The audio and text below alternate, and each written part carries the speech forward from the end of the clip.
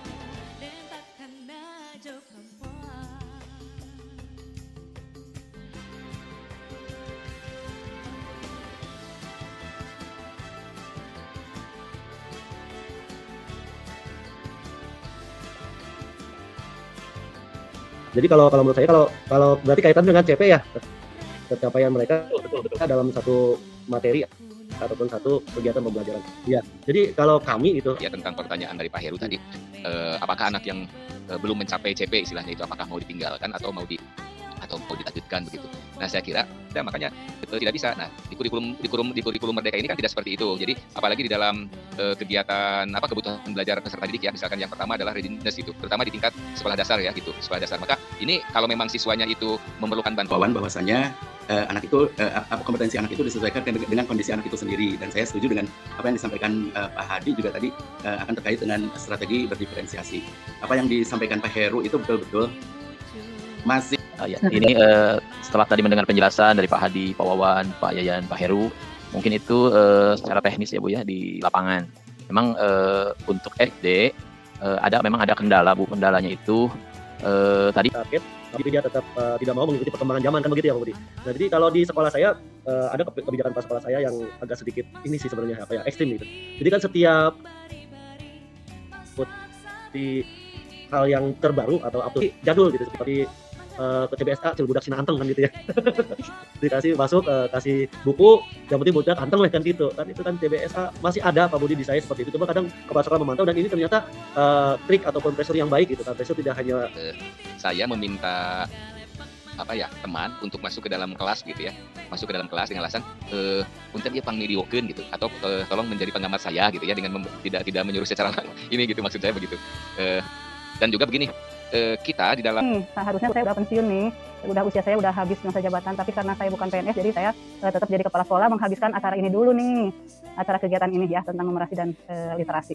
Nih kalau ini kalau udah tua ya, kalau udah senior kan ngajak ke senior itu beda dengan ngajak ke anak muda, apalagi untuk berubah yang seperti sekarang zaman canggih ya dengan IT dan digital yang luar biasa, itu memang agak sulit untuk senior. Nah tapi harus dari hati nih Pak Budi, harus dari hati ya. Iya, harus dari hati. Jadi harus tahu dulu ini karakter si senior itu seperti apa. Jadi nggak bisa nanti diajak dipaksa, dirapat seperti itu. Jadi harus dari hati ke hati, didekati, nanti diberitahukan bahwa sekarang itu model pembelajarannya seperti ini. Saya ibu juga pasti bisa kok, ibu pasti bisa kok gitu. Jadi pokoknya dari hati. Gitu, sayangilah yang senior supaya mereka bisa mengikuti zaman sekarang. Atau kalau berdegong wae tunggu aja pensiun.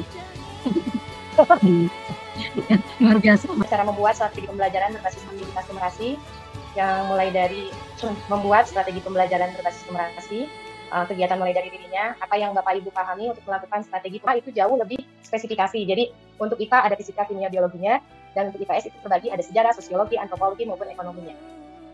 Selanjutnya di sini menggunakan numerasi untuk lintas minat mata pelajaran. Jadi di sini pada dasarnya awalnya itu terus terang saya sendiri numerasi itu berkaitan hanya dengan angka yang ada hanya di mata pelajaran eksak saja. Yang telah presentasi, pada dasarnya ini hampir sama dengan yang dipresentasikan oleh Pak Hadi. Siswa itu cenderung kurang tertarik dengan yang namanya matematika. Jadi matematika itu dianggapnya itu suatu pelajaran yang menyeramkan dengan angka dan membuat rumit gitu. Kalau misalnya mereka berpikir terlalu banyak, pasti akan jenuh kesananya. Gitu. Ujung-ujungnya pasti akan menyulitkan bagi persentase. Itu kita peroleh dari hasil diskusi dan sharing bersama rekan kerja di sekolah. Yang keduanya, solusi yang didapat yaitu menggunakan berbagai moda atau media untuk menarik siswa mengikuti pembelajaran numerasi, terutama menggunakan perkembangan teknologi berbasis Android. Yang tentunya zaman sekarang, zaman gadget ya Bapak Ibu semuanya, anak tidak terlepas dari yang namanya handphone, tidak terlepas dari yang namanya internet. Nah, hal tersebut kami gunakan dalam satu kelas itu dibentuk 4 kelompok, satu kelompok itu dibimbing oleh 3 pembimbing. Nah, untuk tema dan subtemanya itu ditentukan dari hasil diskusi antara siswa dengan guru pembimbingnya. Nah, di situ mereka melakukan suatu penelitian sosial di masyarakat itu. Di sana ada beberapa tahapan, tentunya ada perencanaan kegiatan, pelaksanaan maupun evaluasi. Dari penelitian tersebut, siswa otomatis dituntut untuk mengambil data disesuaikan dengan tema. Terus sekali ya kepada Ibu Lia Kurniasari yang sudah menampilkan. Ibu Lia sebagai seorang guru sejarah gitu ya, di sini sudah mencoba untuk menerapkan numerasi di dalam kegiatan pembelajaran sejarah. Kita kan kalau kita tidak berpikir jauh, bingung ya gitu ya, bingung bagaimana sih sejarah berhubungan dengan numerasi begitu ya. Padahal dalam salah satu contohnya begini, ini barusan saya berpikir ya begini. Berkaitan dengan ekskul KIR, dulu memang saya pernah masuk di ekstrakurikuler KIR itu waktu SMA. Nah, berkaitan dengan numerasi hari ini, kaitannya dengan ekskul KIR, apakah lebih jauhnya siswa itu membuat sebuah produk atau penelitian lanjutan yang sifatnya lebih ke aksi nyatanya, Bu? Misalkan membuat ramuan apa sehingga ada nilai jual beli, nilai ekonomi gitu ya, nilai ekonomi. Izin Pak Ibu semua, untuk ekskul KIR di SMA Negeri 1 Karangtengah, pada dasarnya ini disesuaikan lagi dengan demografi atau ekosistem di sekitar lingkungan sekolah. Di mana di SMA Negeri 1 Karangtengah Cianjur ini lebih identik dengan lingkungan pertanian. Jadi pada awalnya mereka melakukan kegiatan ilmiah itu meneliti berbagai sumber daya alam yang ada pada awalnya, yaitu sekarang berkembang ke tema-tema yang lain. Mereka meneliti sumber daya, kami pun meneliti tanaman yang sifatnya kalau dari segi biologi itu disebut benalu ya atau parasit, yang merupakan tanaman pengganggu yang bisa menyebabkan tanaman yang lain itu menjadi kurang berkembang. Nah, kami memanfaatkan beberapa tanaman yang menjadi benalu tersebut, yang ujungnya kami keringkan dan kami jadikan sebagai tanaman hias, terus dikasih frame figura gitu. Dia menanggapi pertanyaan dari pertanian ya, berkaitan dengan produk pertanian, apakah memang tidak produk tertentu. Memang yang menjadi tujuan pada tujuan utama itu memang sebetulnya bukan produknya, tapi di sini ada prosesnya. Jadi proses bagaimana siswa itu bisa atau dapat melakukan berbagai kegiatan dalam penelitian. Ya, di sini kita mengharapkan bagaimana supaya siswa mampu bekerjasama dengan yang lainnya, bagaimana siswa mampu mengungkapkan ide terkait dengan apa yang akan mereka lakukan. Jadi bukan semata-mata ke produknya saja. Ya. Nah, tapi alhamdulillah dari ide-ide dari hasil diskusi para siswa juga memang pada akhirnya menghasilkan produk-produk tertentu yang tadi sudah disampaikan sejak awal penelitian ya. Ada dari budaya tanaman, ada termasuk pengolahan limbah dan lain-lain gitu ya. Itu kan Padian waktu. Nah, jadi sedikit bertanya dan memberi masukan saja kepada Bu Lia. Ini keren banget, Bu Lia itu guru sejarah tapi menguasai KIR gitu. Karena saya pun dulu sama kayak Padian juga. Saya dulu ikut ekskul KIR di SMA Divisi Kimia. Masukannya adalah ketika kita di situ dulu saya pernah membuat produk dan nyambung dengan numerasi, yaitu membuat data dekoko, Bu ya, atau Pak Nandang ya, atau mungkin sudah gitu. Ini saya hanya menambahkan berbagi pengalaman. Saya dulu di SMA Divisi Kimia itu membuat data dekoko dan kita jual. Mungkin boleh dimasukkan dalam program KIR tersebut ya. Ini hebat sekali Bu Lia ini menjelaskan tentang KIR, padahal kita sama-sama IPS Bu Lia. Saya jurusannya geografi, karena memang di SMP justru enakan Bu Lia gitu, karena fokus ke sejarah. Kalau di SMP saya harus berbagi otak ke ekonomi, ke geografi, ke sosiologi tentunya. Nah, ini yang menarik yang terlihat di tampilan ini sedikit saja Bu Lia, mungkin singkat saja ya biar saya dapat inspirasi. Ini menarik karena ada kegiatan penelitian sosial gitu. Nah, penelitian sosial ini kan banyak sekali gitu yang harus kita teliti. Kalau aktivitas sosial itu kita sama-sama orang IPS paham lah. Apapun yang dilakukan oleh manusia kita teliti. Nah, di sini kan siswa melakukan penelitian dan dituntut untuk mengambil data. Nah, bisa diberikan contoh penelitian dari aktivitas sosial apa yang kita teliti. Terus juga tema yang seperti apa yang yang sudah Ibu lakukan. Mudah-mudahan kami di SMP ini bisa ATM begitu kalau kata Pak Heru. Itu saja Bu Lia. Terima kasih teman-teman. Boleh stop saya? Ya, siap. Terima kasih banyak Bapak Ibu yang sudah sharing ya, presentasi dari hasil implementasi juga ekstrakurikuler juga bisa ya di sekolah itu ya. Kemudian dalam presentasinya di dalam berbagai mapel. Tadi mudah-mudahan dari sharing teman-teman yang sudah presentasi tadi menjadi inspirasi ya buat kita semuanya Bapak Ibu ya. Bagaimana kita bisa menguatkan numerasi atau number literasi ini terhadap siswa ya. Selain juga menguatkan juga pada rekan-rekan pendidik kita ya. Iya, baik Bapak Ibu, kelihatannya kita cukupkan untuk yang sesi demonstrasi kontekstual ya. Ini kita masih punya beberapa ini kita bisa menentukan pilihan dengan numerasi ini. Jadi kemampuan atau kompetensi siswa kita ya, kita sudah numerat ya. Kalau orang menguasai numerasi itu kan disebutnya numerat. Kalau literasi itu disebutnya orang yang literat ya. Kalau dia sudah literat dia bisa membantu ya untuk menentukan pilihan. Lalu kita juga akan melihat kompetensi atau numerasi di dalam OECD ya. Menurut OECD kan ya pilihan apabila seseorang itu sudah numerat ya, sudah menguasai. Sebentar Bapak Ibu, ini saya akan tahu kalau ini.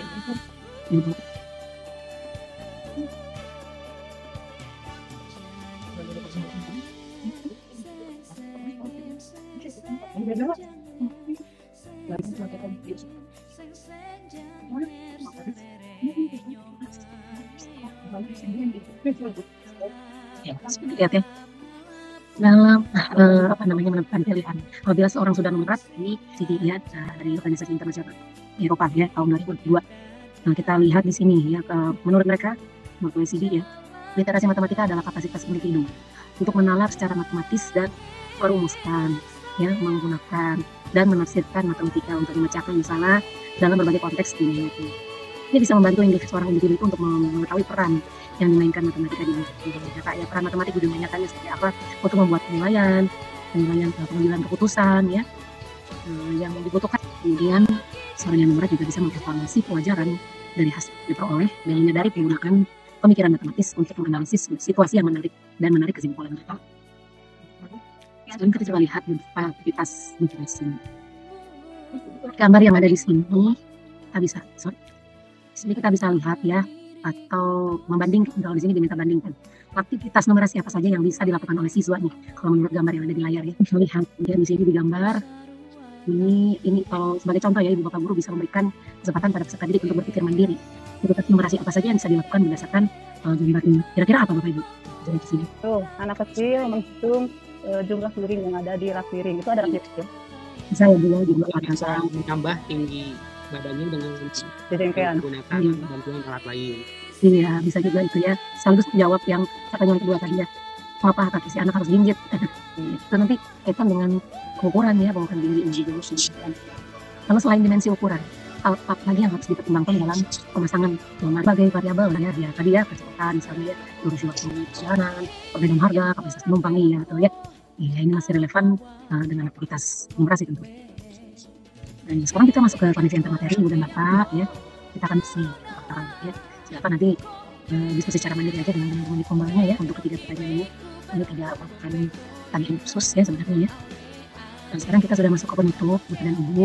Seperti biasa Bapak Ibu diminta untuk membuat rencana aksi nyata, membuat strategi pembelajaran berbasis aktivitas numerasi. Tadi sebagian besar sudah disampaikan juga di AK 05 ya. Nah, diharapkan itu bisa dikembangkan di dalam rencana aksi nyatanya dan bersama-sama.